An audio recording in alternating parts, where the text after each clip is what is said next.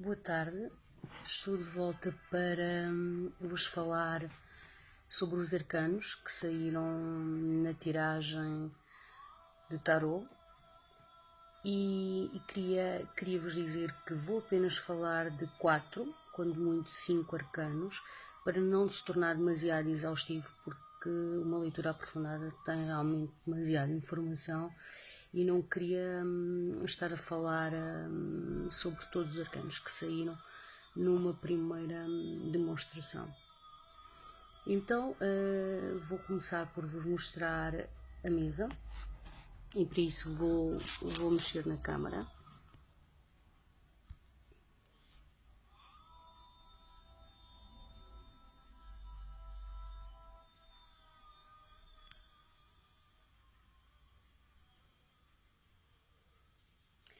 Saiu a força na casa 1, o carro na casa 2, o diabo na casa 3, não sei se estão a conseguir ver, a imperatriz na casa 4, a estrela na casa 5, o sol na casa 6, a papisa na casa 7, os enamorados na casa 8, a roda na casa 9, o papa na casa 10, o imperador na casa 11 e o mundo na casa 12. E finalizar a leitura. A casa 1 reflete o que o sujeito espera da vida naquele momento específico em que vem à consulta, ou seja, a estrela representa o ascendente no mapa astrológico, portanto revela a força, a motivação, o estado de espírito, as expectativas, a forma como o sujeito encara a vida, encara o mundo. E a força é de facto uma carta detentora de um enorme magnetismo, mostra que o sujeito está perante uma conjuntura de energias bastante fortes, as quais devem ser aplicadas de uma forma racional, equilibrada, mostrando o seu magnetismo, evidentemente, mas sem guardar trunfos na manga. Mostra que é um caminho que irá ser feito, não necessariamente sem obstáculos. Irão ocorrer obstáculos, mas são obstáculos facilmente ultrapassáveis, desde que a pessoa canalize e tenha uma direção, um sentido e um propósito, desde que tenha definido os seus objetivos claramente, e a força indica que sim, que já o fiz, que a escolha já foi feita. Em princípio, esse caminho será uma senda de êxito e de vitória. Depois temos o carro na casa 2, que mostra, a casa 2 é uma casa profissional, que mostra que o sujeito irá fazer progressos dentro da área profissional escolhida e da área que abraçou, da área dele. Esses progressos poderão traduzir-se em pequenas viagens que ele irá fazer, viagens de estudo, de formações, etc. Poderá ter que fazer evoluções e progressos dentro da área profissional, mas sem alterar o núcleo ou substância daquilo que ele já faz. Porque aí está tudo certo. É uma carta de êxito e de progresso, claramente. A casa 3 é a casa dos irmãos e é uma casa familiar, que mostra o meio ambiente à volta do sujeito, mas especificamente a relação que a pessoa tem com os irmãos quando existem, ou a família mais próxima, nuclear.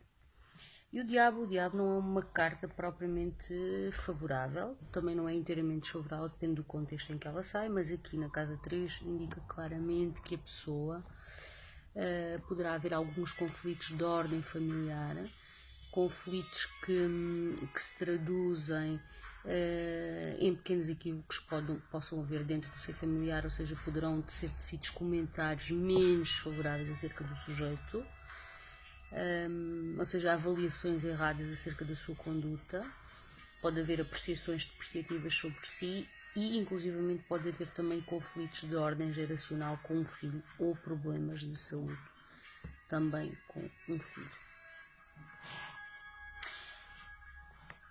depois seguem-se as casas 4 e 5, que são casas de futuro próximo e futuro posterior afetivo, em que saiu a Imperatriz e saiu a Estrela, respectivamente. Não sei se conseguem ver, este baralho é realmente muito...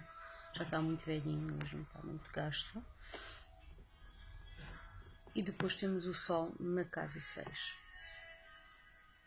Exatamente.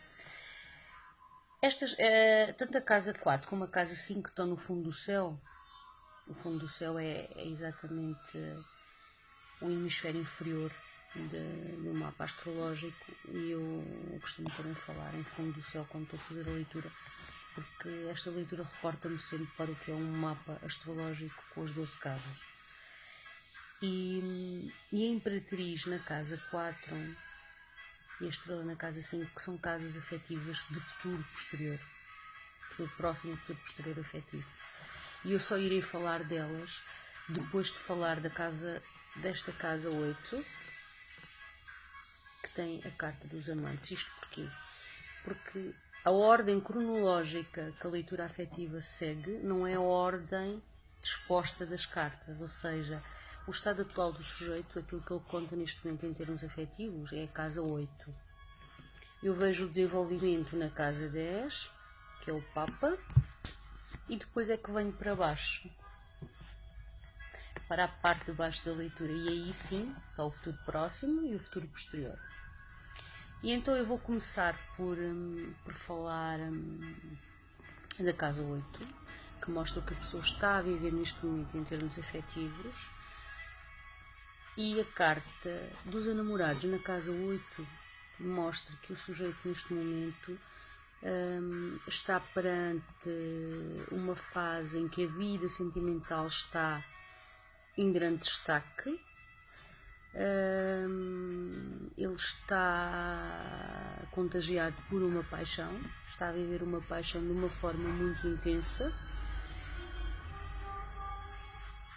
mas sem conseguir dar uma resposta prática àquilo que está a sentir, ou seja, é uma relação que neste momento não tem grande enraizamento na vida real, ou seja, povoa os pensamentos da pessoa, há uma inflamação, há um estado de paixão, de embriaguez mesmo, emocional, mas a pessoa não consegue dar um sentido prático a esta paixão.